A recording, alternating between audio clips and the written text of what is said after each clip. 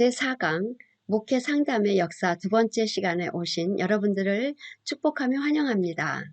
이번 강의에서는 중세교회의 영혼 돌봄의 전반적 구체적 특성을 알아보고요. 종교개혁 시대의 와 그 안에 경건주의와 합리주의 시대의 영혼 돌봄을 살펴봅니다. 그리고 근현세 교회의 영혼 돌봄과 심리치료의 등장, 여기까지 이번 강의를 하고자 합니다. 여러분들 한 주간 삶 속에서 어떤 일이 있었나요? 지난주 우리가 강의하던 날은 추석날이었는데 여러분들 추석 후 또한 그 삶 속에 또 많은 여러 가지 일들 삶 속에 여러분들은 어떠한 스토리를 쓰고 있고 어떠한 삶을 살고 계셨는지, 우리가 이게 대면 예배가 아니니까, 대면 강의가 아니니까 참 여러분들의 삶이 어떤지 궁금합니다. 또한 여러분들이 그동안에 그렇게 또한 학원님들이 숙제를 이렇게 해주신 분들 감사드립니다. 또한 사진도 보내주시고 또한 가계도도 이렇게 작성에 대해서 제가 지난 시간에 이렇게 부원 설명을 했는데, 그 가계도를 3대에 걸쳐서 그 관계를 한번 여러분들 생각하면서 그려보시기를 바랍니다. 그래서 저한테 주시기 바라고요. 이제 오늘이 4강이니까 벌써 이제 한 달이 되죠. 그동안에 아마 이제 책이 오지 않았을까 생각하면서 여러분들 그동안에 책이 없어서 못하셨던 못하는 분들, 연락 주신 분들 1강, 2강, 3강 하면서 여러분들의 그 삶을 돌아다보는 그러한 시간을 갖기를 원합니다. 그리고 특별히 지난주에는 여러분들 그 두 가지 부류의 영성이 있었는데 여러분들은 어떠한 영성 속에 내가 속해 있는지요. 이러한 것들을 그동안 정신없이 산 삶 속에서 여러분들이 그렇게 나 자신을 들여다볼 수 있는 시간이 그렇게 흔치는 않을 거예요. 이번 가을 학기 제가 그 어사이먼트 낼 적마다 하나하나 찾아서 그 숙제를 감당하시면 이 가을이 참 새롭게 자신을 볼 수 있는 시간이 될 것입니다.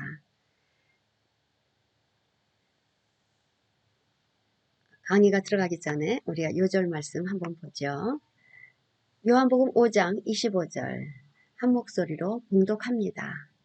진실로 진실로 너희에게 이르노니 죽은 자들이 하나님의 아들의 음성을 들을 때가 오나니 곧 이때라.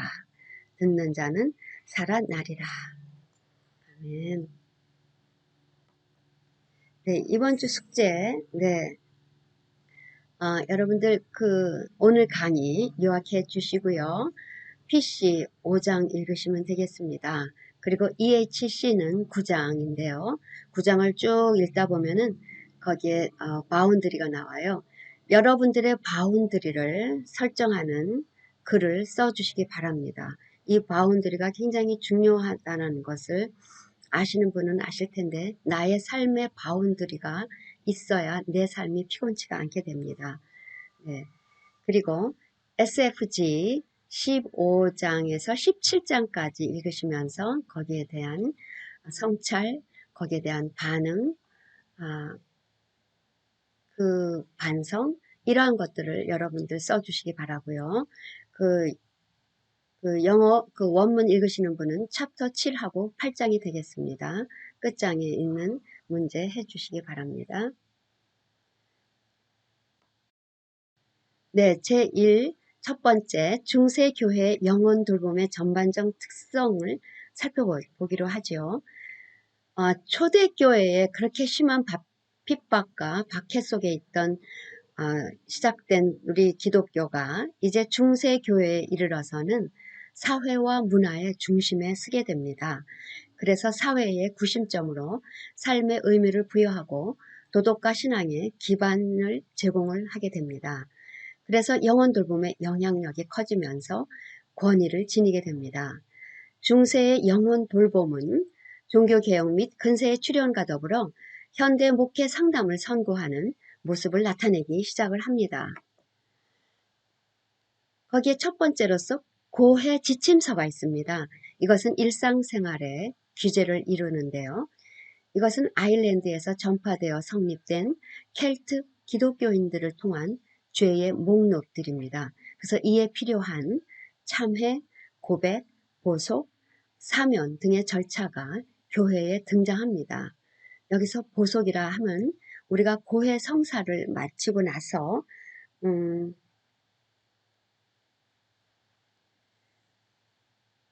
고해 성사를 마치고 나서 이들이 그 실천하는 속죄 행위를 보속이다 이렇게 얘기합니다.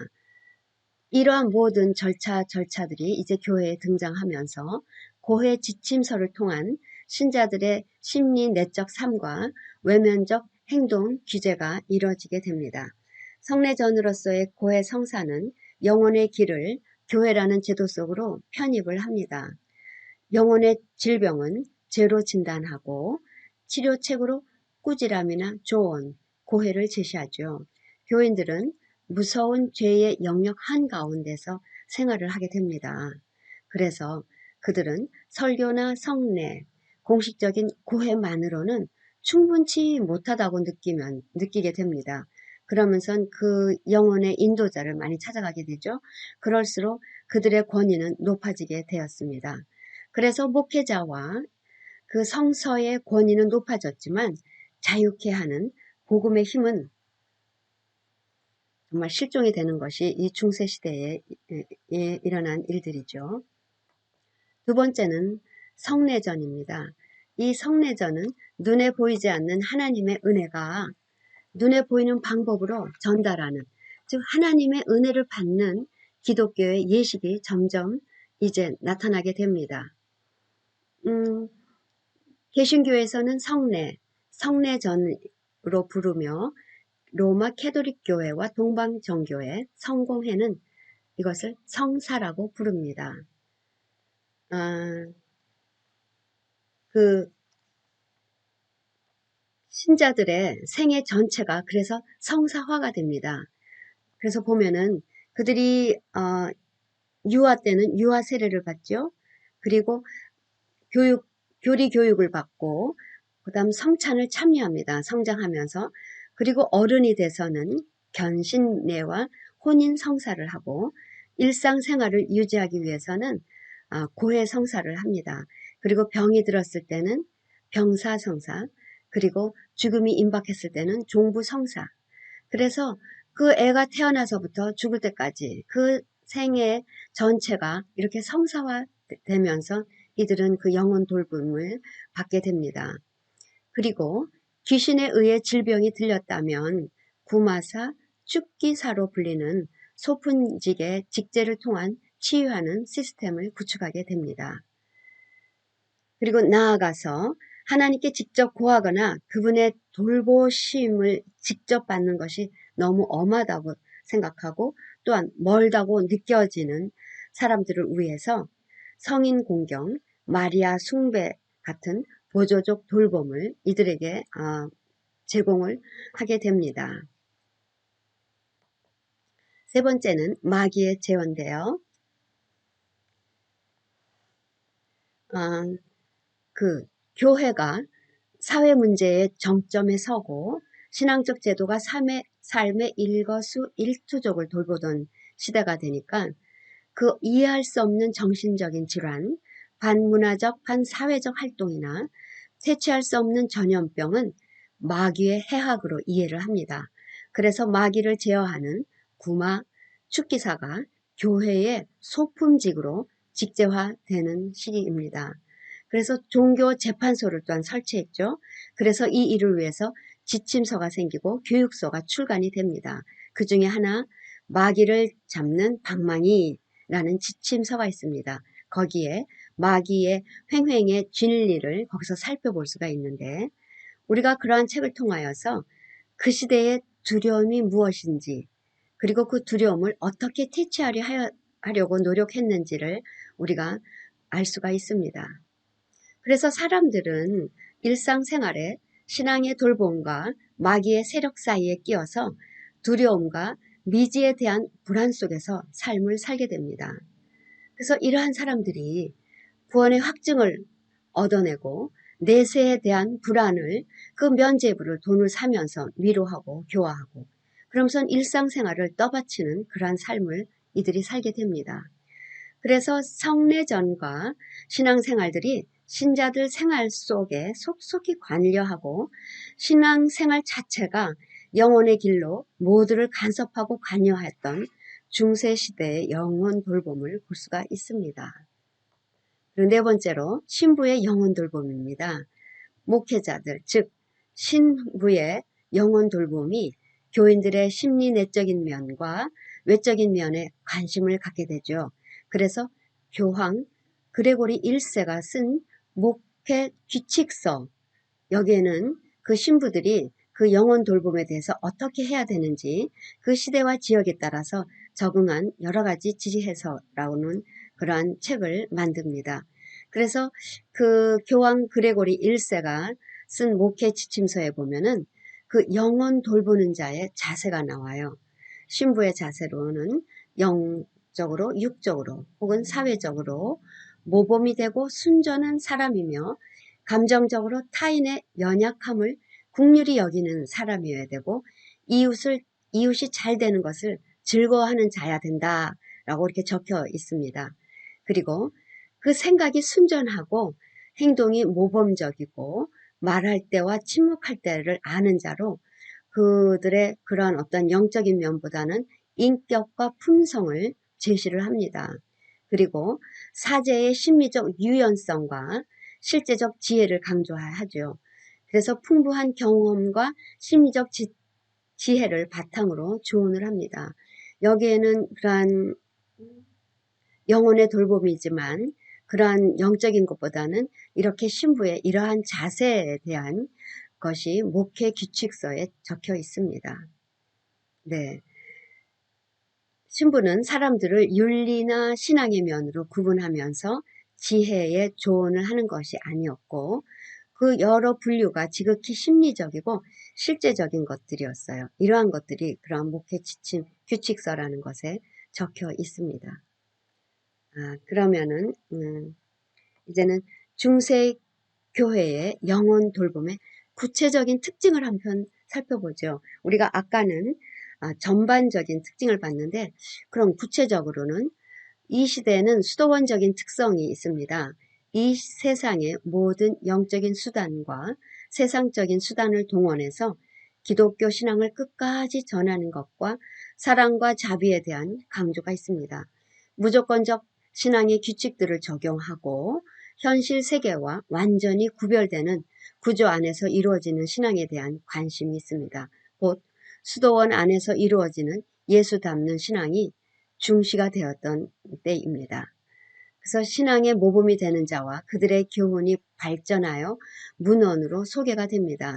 이것이 영혼의 돌봄의 지혜서로 나타나는데 그 첫 번째로 우리가 베네딕트 규칙, 그 루누시아의 베네딕트라는 사람이 고대 교회 신학과 중세기 수도원의 영혼 돌봄에 큰 영향을 끼친 수도사입니다. 이렇게 중세 초기의 수도원은 강한 영혼 돌봄의 장이 됩니다. 아버지 같은 수도원장 아바스라고 부르는데 아바스는 좋은 목자, 학자, 영혼의 안내자의 역할을 합니다. 영적인 완성을 위한 과정으로 그들을 그 어려움으로부터 보호하고 그들을 공감하는 그리스도의 대리자로 여깁니다. 규칙의 중요한 의미는 삶의 질서를 규정하는 근본적인 규칙들로 규정이 되어 있는 것입니다.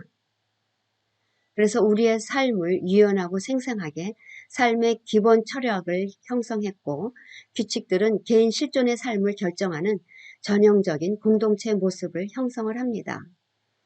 그래서 거기에서는 개인의 삶이 무시가 되고 그 영혼 돌봄의 목표가 그 삶에 의한 모든 슬픔 혹은 불평이 공동체에서 경험된 하나님을 찬양하는 태도로 바뀔 수 있도록 인도하는 것을 목표로 하고 있습니다. 또한 두 번째는 그레고리 목회 규칙서인데요. 그 그 아까 우리가 얘기했죠. 그 교황 그레고리 1세의 목회 규칙서.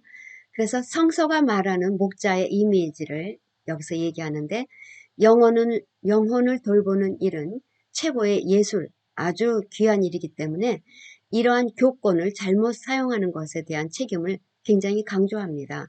그래서 자기 성찰을 강조하는 모범적인 교회 직분자의 자세가 영혼 돌봄의 원동력이라고 그 목회 규칙서에는 있습니다. 그 다음에는 베르하르트 폰 클레버 12세기의 수도사인데요. 라틴식의 이름으로는 베르나르라고 하고 개신교 영어로는 버나드라고 부릅니다. 그래서 우리가 성 버나드 다 같은 사람입니다. 그 시절에는 우리가 이 베르나드라고 우리가 표현하면서 말을 하겠습니다. 베르나드는 코르보에 있는 시트 수도원장으로서 타락의 절정을 이룬 교회와 수도원이 초기의 베네딕트 수도원 정신으로 돌아가야 할 것을 주장하는 그러한 개혁의 선두를 섰던 수도자 이름이 베르나르입니다. 그들의 법은 철저하고 엄격했고 금욕적인 삶을 살아가게 했습니다. 그렇게 살아갔고요.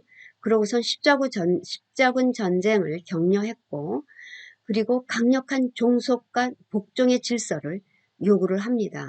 근데 나중에 그 베르나르는 그 후에 십자군 전쟁은 잘못된 것이라는 것을 그가 회개했다라고 전해지고 있습니다.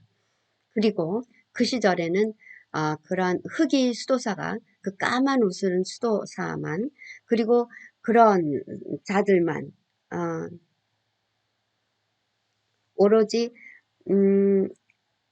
그 수사들만이 수도원에 들어가서 교육을 할 수 있었던 시대인데 이 베르나르를 통하여서 평신도에게도 그 수도원이 이렇게 열려지게 되고 그러면서 그곳에서 그 엄격하게 그들이 청빈과 헌신을 강조하는 삶을 그런 훈련 과정을 통하면 그들도 수도사가 될 수 있게 했습니다. 그래서 백의 수도사라고 그들은 그렇게 부릅니다. 그러했던 베르나드의 영혼 돌봄을 우리가 볼 수 있고요. 또 다른 것은 참회를 통한 영혼 돌봄이 있었습니다. 중세기 전성기의 영혼 돌봄의 다른 특성이죠. 이 참회라는 것. 참회는 말 그대로 참회, 회개하는 것이죠. 동방정교회 및 동양정교회의 성찬, 화해 또는 고백으로 또한 사람들 사이에 하는 고백으로 그리고 개별적 참회가 아주 큰 비중을 차지하게 됐는데 이것은 컬트족 교회에서 서구 유럽 교회로 전해진 것으로 스콜라 신학의 영향으로 이렇게 참회 예식이 더욱더 교회 속으로 확대되면서 강조가 됩니다. 그래서 2015년부터 매년 한 번씩 성례전과 관련하여 의무적인 참회를 시작을 합니다. 그리고 이것은 원죄와 행위로 인한 죄는 그리스도의 고통에 의해 용서되었는데 이것은 성례전에 의해서 이러한 성례전에 의해서 효능을 발휘하게 됩니다. 그리고 은거와 침참의 훈련이 또한 그들에게 영혼 돌봄이었는데 은거라는 것은 말 그대로 사회적 활동을 피하고 숨어 사는 것을 말합니다. 그리고 침잠의 훈련 그러는 것은 침잠이라는 것은 이렇게 겉으로 드러나지 아니하고 성정이 깊고 아주 차분하게 되는 것을 훈련을 하는 것입니다. 그래서 일상생활에서 신앙적 그 내면성의 중요성을 강조를 하게 되는 시기입니다. 그래서 이제 그 다음으로 우리가 그 종교교육 시대의 영혼 돌봄이 나오게 됩니다. 그 종교개혁 시대 그러면 너무 잘 알죠. 그 당시 유명한 신학자들. 근데 여기서는 뭐 마틴 루터라든지 뭐 주빈 클리 그 외에 장 케빈 이러한 사람들의 무슨 신론, 기독론 이런 거에 대한 얘기는 저희가 여기서는 안 하고 오직 그들의 영혼 돌봄이라는 그곳을 우리가 향해서 살펴보고자 합니다. 예, 마틴 루터, 네, 이분은 정말 교회 목회 입장에서 중세기 영혼 돌봄을 현대적인 영혼 돌봄으로 이렇게 방향을, 이게 그분으로부터 이제 방향이 이렇게 전환이 되는 시기였습니다. 이 마틴 루터로부터 시작이 됩니다. 그래서 위로받은 양심이라는 것을 중심으로 다양한 영혼 돌봄의 역사와 영향력을 받아들이고 종교개혁 정신과 상반되는 영혼 돌봄의 전통을 강하게 비판합니다. 하나님과의 관계에서 사람의 의지가 결정적으로 중요한 요소가 되므로 영혼 돌봄의 특별한 과제로 인식을 합니다. 그래서 루터가 생각하는 새로운 형태의 고해 제도와 영혼 돌봄이 나타나게 됩니다. 그 참회 제도에서 엄중한 자기 비판과 잘못된 행동의 대가로 치르는 공동체에서의 소외라는 규칙은 폐기가 되고 만인 제사장론을 추구하면서 사제와 평신도의 차이는 이제 상대화되기 시작을 하는 때입니다. 가장 큰 영혼 돌봄의 위로는 가장 높은 위로자이신 예수 그리스도와 연관시키는 것입니다. 그래서 그리스도 중심적인 루터의 위로에 대한 이해는 현재까지 기독교 역사에 큰 영향을 미치게 됩니다. 즈빙 글리의 영혼 돌봄은 이자는 스위스 종교개혁 운동가로서 영혼 돌봄과 설교 직무의 근원은 성서라고 밝힙니다. 성서에서 말하는 진정한 목자상은 예수 그리스도, 그래서 교회 직분자들은 사회의 모든 악습을 막는 파수꾼의 역할을 지닌 사람으로 개개인에서 점차로 공동체 전체를 살피는 일을 하는 자이고 이 교회 공동체를 세우고 공동체가 조직된 집합체로서 영혼 돌봄의 차원에서 활동하는 것이다 라고 이야기를 합니다. 그다음 마틴 부서의 영혼 돌봄은 이 사람의 독일 이름은 부처라고 이렇게 발음을 합니다. 예수 그리스도 구원의 사역 안에 있는 그리스도인으로서 자신의 입장과 역할을 분명하게 인식하며 그리스도의 개개인은 공동체 안에서 주인 되시는 그 머리, 그리스도의 도구가 되고 그 5가지 영혼 돌봄의 사역을 위하여 보내심을 받은 사람이다 라고 그 마틴 부서는 이야기를 합니다. 그 5가지가 첫 번째는 하나님으로부터 멀어진 사람들을 교회 공동체로 인도하는 일, 그 다음 잘못된 생활이나 잘못된 예배에 의해서 잘못된 교리로 벗어난 사람들을 다시 불러 모으는 일입니다. 그리고 교회 공동체에서 죄진 사람들이 죄에서 벗어날 수 있도록 도와주고 신앙적으로 약해지고 병든 사람들을 강하게 하고 내적으로 건강하게 만드는 것, 그리고 교회 공동체의 구성원이 된 사람들을 타락하지 않도록 보살피며 선한 행동을 하도록 돕는 일을 하는 것이다. 이것이 영혼 돌봄이다 라고 말을 합니다. 네, 다음은 칼빈의 영혼 돌봄인데요. 프랑스 개혁 신학자로서 그 프랑스 이름은 장 칼뱅이라고 우리가 불리게 됩니다. 그의 영혼 돌봄이란 교회 공동체의 구성원이 되도록 만드는 과정이며 교회 훈련이란 차원에서 실행이 됩니다. 교회 훈련이란 원칙적인 의미에서 그 어떤 교회 권력의 수단이 아니고 오로지 영혼 돌봄에 도움이 되는 수단인 것입니다. 그래서 칼빈의 영혼 돌봄의 영향은 그의 그 기독론, 예정론, 교회론으로 신학적 근거로 이루어지고 있습니다. 실천신학자인 숄은 그 칼빈을 평가할 때에 이렇게 말합니다. 규칙적인 예배자를 위한 교육, 개개인에 대한 사회적인 규제활동 등이 성숙하고 책임성 있는 성만찬을 중심으로 하는 교회 공동체에 의하여 진행된다. 따라서 영혼 돌봄의 활동이 곧 교회 공동체 활동이라고 말할 수 있다. 라고 그의 영혼 돌봄을 이렇게 표현하고 있습니다. 이렇게 함으로써 이제 점차로 기독교의 신앙은 교회 공동체의 규범적인 틀이 교회 규정으로 만들어지면서 가톨릭 교회와 개신교 간의 30년 전쟁으로 그러한 세세한 교회의 규정들의 영향력을 잃어가고 또한 교회가 가진 규범들은 붕괴가 되기 시작합니다. 그래서 새로운 영혼 돌봄의 형태가 이제 요구하는 시간이 됩니다. 네, 그러면은 그때의 경건주의와 합리주의 시대의 영혼 돌봄은 어땠을까 생각을 해봅니다. 먼저 경건주의와 합리주의인데 이 두 주의는 서로 상반된 영혼 돌봄을 제시하고 있습니다.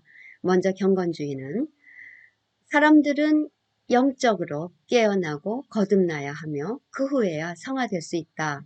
그렇게 말하면서 교회의 참회 제도에서 벗어나 복음에 대한 주관적 경험이 영혼 돌봄의 중요한 관심사가 된다. 그래서 이러한 특별한 공동체의 구성원들은 서로 성화된 삶으로 다른 사람들의 모범이 되는 삶으로 서로가 서로를 돕고 그것으로 나타나는 그 외적인 역량에 의해서 신앙 공동체를 구성하게 되는 것이 이 경건 시대의 영혼 돌봄의 특징이 됩니다. 그때에 일어난 신학자로서는 필립 야콥스 스패너, 이분이 주장하는 것은 집단보다는 개인이다. 그리고 제도보다는 주관적 체험과 경험이 중시되며 하나님의 말씀이 삶에서 살아 움직이고 말씀을 이해하고 받아들여 진지한 삶으로 실천하고 성령이 함께하는 것, 즉 만인 제사장을 강조하게 됩니다. 그리고 아우구스트 헤르만 프랑케, 이분은 개인적 회심 중요하고 또한 거기에 자기 성찰, 거기에 자기 훈련 이러한 것들이 그러면서 세계적인 갱신이 이루어져야 되겠다. 그러면서는 이분이 신학교를 설립하는데 이렇게 새롭고 영적인 교회 질서 모델을 그분은 제시합니다. 니콜라스 누르비히 진첸도르프, 이분은 그 모르비안의 경건주의 아버지라고 우리가 이야기하죠. 그는 특별히 형제 공동체 안에서 경건주의의 영혼 돌봄을 정립을 합니다. 더불어 함께하고 서로를 잘 파악하는 소규모 집단의 강한 공동체 정신과 개개인의 인격적인 중요성을 강조합니다. 그러면 계몽주의를 한번 볼까요? 계몽주의와 합리주의의 영혼 돌봄은요. 계몽주의는 인간을 무지와 몽매한 상태로부터 이성의 바탕을 둔 지식애로에 이끌어주는 데 목표를 합니다. 종교적으로 개신교와 캐토릭 사이의 30년 종교전쟁으로 종교에 대해서 실망과 또한 불신, 그리고 경험주의의 시대적 역량에 의해서 이게 새롭게 나타나는데요. 경건주의에서 보인 개개인의 영혼들을 압박하는 일은 포기되며 종교적 문제에 있어서 자율적인 종교적 독립성을 향상시키기 위한 교육을 강조하며 더 이상 참회 제도나 교회 훈련이 아니라 친절한 대화 또는 강요하지 않는 개인적 대화가 인간적인 인격을 형성하는 데 도움이 된다라고 하면서 즉 인격을 존중하는 만남이 강조되던 때입니다. 그래서 계몽주의 시대에는 인간애와 인간의 가치의 정신이 기독교의 표어가 되었고 영혼 돌봄과 계몽과 도덕적인 개선을 목적으로 하는 일반적인 그리스도인의 의무가 되었습니다. 이러한 것들을 주장하게 되면서 이러한 영혼 돌봄을 하게 됩니다. 그때의 유명한 신학자로는 요아킴 스팔딩, 이분은 계몽주의 시대의 목회학과 윤리 이론의 대표적인 신학자입니다. 이 시대의 영혼 돌봄의 목적은 평안과 만족과 충만감으로 자기 자신의 도덕적이며 이성적인 자기 실현인 것입니다. 또 다른 신학자는 바움가르텐, 이 시대에는 심리학적인 사전 지식이 영혼 돌봄의 전제가 되고 목표는 인간이 이성적인 결정을 잘 하도록 도와주는 것이다 라고 이야기를 합니다. 그러면은 이번에는 그 5번째로 근세 현세 교회의 영혼 돌봄과 심리치료의 등장에 살펴보면 실천신학과 목회신학이 등장을 합니다. 이제 19, 20세기에 와서 기독교 영혼 돌봄의 돌봄이 굉장히 독립적인 학문으로 이제 신학의 다른 분야와 구별되고 학문적 정체성이 확립이 됩니다. 저희가 첫 번 시간에 이야기했던 거 목회 상담학은 신학의 한 부분인데 그것은 실천 신학이라는 곳의 한 분야로서 됐다.